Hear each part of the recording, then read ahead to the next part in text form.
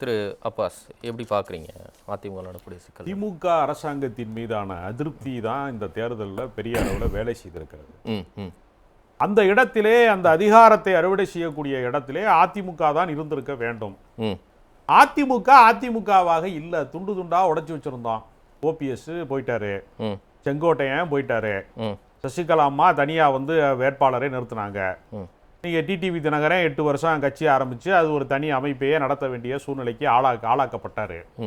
அப்போ எல்லா அதிருப்திகளையும் தொடர்ந்து உருவாக்கி திமுகவினுடைய இந்த அதிருப்திகரமான சூழலை தங்கள் பக்கம் அதிகாரமாக மாற்ற வேண்டிய தருணத்தை எடப்பாடி பழனிசாமி இழந்திருக்கிறார்.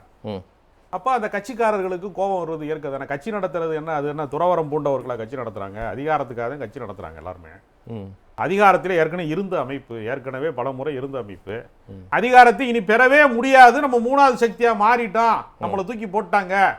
இனி ஒரு முறை வந்து எடப்பாடி பழனிசாமி பொதுச் செயலாளராக இருந்து நம்ம இந்த மாதிரியான ஒரு சூழலை சந்திக்கவே முடியாது என்கிற போது அவர்கள் யதார்த்தத்தை சிந்திக்கிறார்கள். அப்படிதான் நான் பார்க்கிறேன்.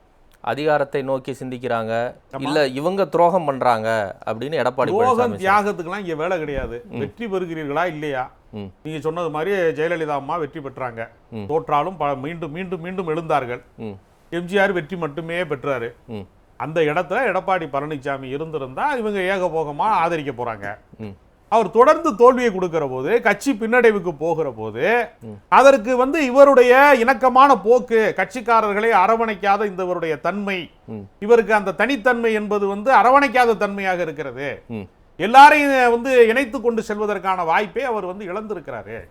அதனால இவருடைய ஒரு மோசமான மனப்போக்கு தான், சர்வாதிகார மனப்போக்கு தான் இந்த கட்சியை பின்னடைவுக்கு தள்ளிவிட்டது என்கிற வருத்தம் அவர்களுக்கு இருக்கிறது. சரி, அந்த வருத்தம் எப்போ வெளிப்படுகிறது அப்படிங்கிற அந்த நேரத்தை பலரும் சந்தேகப்படுறாங்களா? இப்போ ஒன்றும் இல்லைங்க, தமிழக வெற்றி கழகத்துக்கு 108 இல்லை, ஒரு 118 வந்துருந்துச்சுன்னா இந்நேரம் எடப்பாடி பழனிசாமி குறித்து இவங்க கேள்வி எழுப்பியிருப்பாங்களா? அவங்களுக்கு ஒரு 10 ஷார்ட்டேஜ் இருக்க போய் தான் இவங்க உடனே அதிகாரத்துக்கு ஆசைப்பட்டு இந்நேரம் எடப்பாடி பழனிசாமி மேலே வந்து புழுதிவாரி இறைக்கிறாங்க அப்படிங்கிற கணக்கில் சொல்கிறாங்க. இப்போ தமிழக வெற்றி கழகம் பெரும்பான்மை பெறலாங்கிறது தான் இங்கே விஷயமா, இல்லை ஒருவேளை பெற்றிருந்தா கூட இந்த எதிர்ப்பு வந்திருக்கும்னு நீங்கள் நினைக்கிறீங்களா? இல்லை, அதாவது தொடர்ந்து தோல்வியை பெறுகிற போது அதிகாரத்திற்கான ஒரு வாய்ப்பு வருகிற போது வெளிப்படுத்த தானே செய்வாங்க. அதான அரசியல். அரசியல்ல வந்து எப்படி வந்து அது சந்தர்ப்பவாதம் இல்லை, சந்தர்ப்பவாதம் தான். அதுல என்ன சந்தேகம் உங்களுக்கு?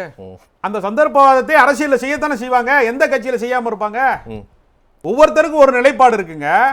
அது அதிகாரத்துக்கு போகணும்னு ஆசைப்படுறவங்க இந்த சந்தர்ப்பத்திற்கு எதிர் நிலைப்பாட்டை எடுப்பாங்கல்ல. அதான யதார்த்தம். அவர் வெற்றி பெறுவதற்கான சூழ்நிலையை உருவாக்கவே இல்லை.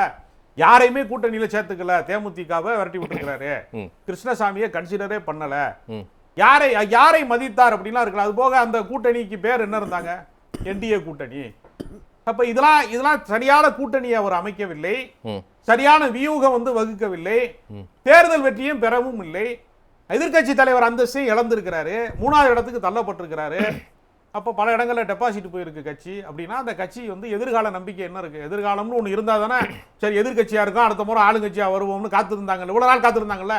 இவர் எதிர்கட்சி தலைவராக இருக்கிற வரைக்கும் இவங்க போர்க்கொடி தூக்குனாங்களா? இவர்கிட்ட இருக்க எல்லா மைனஸையும் சகித்து கொண்டோ பொறுத்து கொண்டோ இருந்தாங்கல்ல. சரி, இப்ப ஏன் போர்க்கொடி தூக்குறாங்கன்னா இதே நிலைமை போச்சுன்னா இது அதல பாதாளத்துக்கு போயிடும். சரிங்க, அப்ப தாவேகாவுக்கு ஆதரவளிப்பதன் மூலமா கட்சியை மீட்டெடுத்துடலாமா? கட்சியை மீட்டர்னா அதிகார அமைப்புக்குள்ள போறோம், நம்ம அமைச்சர்களா வளர்ந்து. உங்களுக்கு கட்சியை மீட்டெடுப்பது மட்டும்தான் நோக்கம்னா நீங்க எடப்பாடி பழனிசாமி எவ்வளவு வேணாலும் விமர்சிக்கலாம், அது உங்க உரிமை கட்சிக்குள்ள, அது ஒன்றும் தவறு கிடையாது. ஆனா தமிழக வெற்றி கழகத்துக்கு ஆதரவு அளிக்கணும்னு சொல்லி அவர்களுக்கு ஆதரவா ஃப்ளோர் டெஸ்ட்லயும் நீங்க ஓட்டு போட்டுட்டு அவரை வீட்டுக்கு கூப்பிட்டு ரொம்ப இணக்கமா அந்த உடன்மொழியெல்லாம் கூட பார்த்துருப்பீங்க, அப்போ ஒரு நட்புணர்வு வெளிப்படக்கூடிய ஒரு நிகழ்வா நடக்குது அப்படின்னா அது எப்படி கட்சியை மீட்டெடுக்கக்கூடிய ஒரு விஷயமா இருக்க முடியும்? ஏன்னா உங்களை காலி பண்ணிட்டு தான் தமிழக வெற்றி கழகம் இங்கே வருது. இன்னைக்கு இனிமேல் வந்து களம்ங்கிறது வந்து திமுக வெர்சஸ் தாவேக்கான்னு போகுதுன்னா உங்க இடம் தான் பறிபோகுது. அப்போ உங்க இடத்தை நீங்கள் உயிராய் நேசிக்கக்கூடிய கட்சியின் இடத்தை தமிழக வெற்றி கழகம் பறிக்குதுன்னா அப்போ அவங்க கிட்டே போய் கூட்டணி வச்சு இந்த கட்சியை மீட்டெடுப்போங்கிறது வந்து என்ன லாஜிக்கு? சரி, இருதுருவ அரசியல் இடம் மாறி விட்டதா இல்லையா? மாறிடுச்சுல்ல. தாவேகாவா திமுகவான்னு ஆயிடுச்சுல. அப்ப நீங்க தாவேகாவை தானே, அப்ப தாவேகாவை காலி பண்ணிட்டு முதல்ல அந்த இடத்துக்கு போய் அதுக்கப்புறம் நீங்க திமுக வர்சஸ் அதிமுக தானே கூர்மைப்படுத்தணும். தாவேகாவை காலி பண்ண முடியாதுன்னு தெரிஞ்சதனால தானே அப்ப போய் ஒட்டிக்கிட்டு அப்புறம் அதிமுகவை மீட்டெடுப்போம்னா உங்க குரலுக்கு என்ன முறை அதிகாரத்துக்கு போக முடியாது, இன்னொரு முறை அதிகாரத்திற்கு வரவே முடியாது. அப்புறம் எதுக்குங்க அதிமுகவை மீட்டெடுக்கணும்னு பேசுறீங்க? எதுக்கு பொதுக்குழுவை மீட்டெடுக்கணும்னு சொல்றீங்க? எதுக்கு எடப்பாடி பழனிசாமி விமர்சிக்கிறீங்க? அமைதியா போய் சேர்ந்துட வேண்டியதானே. தொடர்ந்து தோல்விகளை தருகிற போது வெற்றிக்கான வாய்ப்பு எதிர்கால எதிர்காலமே இருண்டு கிடக்கிற போது இந்த வாய்ப்பை நம்ம பயன்படுத்திக் கொள்ளணும். இப்ப எப்படி காங்கிரஸ் எப்படி அமைச்சரவைக்குள்ள போறாங்க, விசிக எப்படி பேச்சுவார்த்தை நடத்துறாங்க, அந்த இடத்துக்கு வந்துட்டாங்க. மூன்றாவது சக்தியா வந்துட்டா முடிஞ்சு வச்சுலங்க. காங்கிரஸ் அதிமுக ஒண்ணாங்க, அந்த இடத்துக்கு போயிட்டு இருக்காங்கல்ல, கொஞ்சம் கொஞ்சமா போயிருவாங்கல்ல. நீங்க எதிர்க்கட்சி வரிசையா அவங்க இழந்துட்டாங்க. அப்ப அவங்களுடைய அடுத்த கட்ட எதிர்காலம் என்ன இருக்கு? நீங்க எதை வைத்து அவங்க மீட்பாங்க? கட்சியை மீட்பதற்கான கல யதார்த்தத்தில் அவங்க என்னவா இருக்கிறாங்க? அவர் சிறந்த முதலமைச்சராகவும் தன்னை நிரூபித்துக் கொள்ளவில்லை, சிறந்த எதிர்க்கட்சி தலைவராகவும் தன்னை அவர் நிரூபிக்கல. அப்ப அந்த பதவி என்பதே அது ஒரு குலுக்கல் முறையில தான் கிடைச்சிச்சு அவருக்கு. அவர் ஒன்னும் ஜனநாயக முறைப்படி தான் எல்லாவற்றையுமே மக்கள் போராட்டத்தின் வழியாக, மக்கள் வசீகரத்தின் வழியாக, ஒரு பெரிய எழுச்சியின் வழியாகலாம் அவர் பெறல.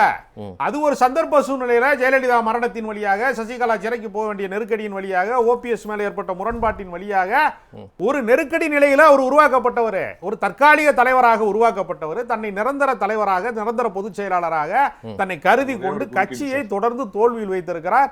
இவர் இருக்கிற வரைக்கும் தோல்விதான் தொடரும்ங்கிற பட்சத்துல மீட்டெடுக்க முடியாதுன்னு அவங்க தெரிஞ்சுக்கிட்டு தான் போறாங்க. அந்த யதார்த்தம் அவர்களை வேறு திசையில் பயணிக்க வைக்கிறது. இதை நம்ம சந்தர்ப்பவாதம் அதிகாரத்துக்காக போறாங்கன்னா அதிகாரத்துக்கு தான் போறாங்க. அவங்களே சொல்றாங்களே, நாங்க நிறைய செலவு பண்ணிட்டோம், நாங்க இது நாங்க அதிகாரத்துல இல்லாம எப்படி இருக்க முடியுங்கிற இடத்தை நோக்கி அவங்க நகர்றாங்களே. அவங்க ஒண்ணு எல்லாத்தையும் வெளிப்படையா பேசுறாங்கல்ல.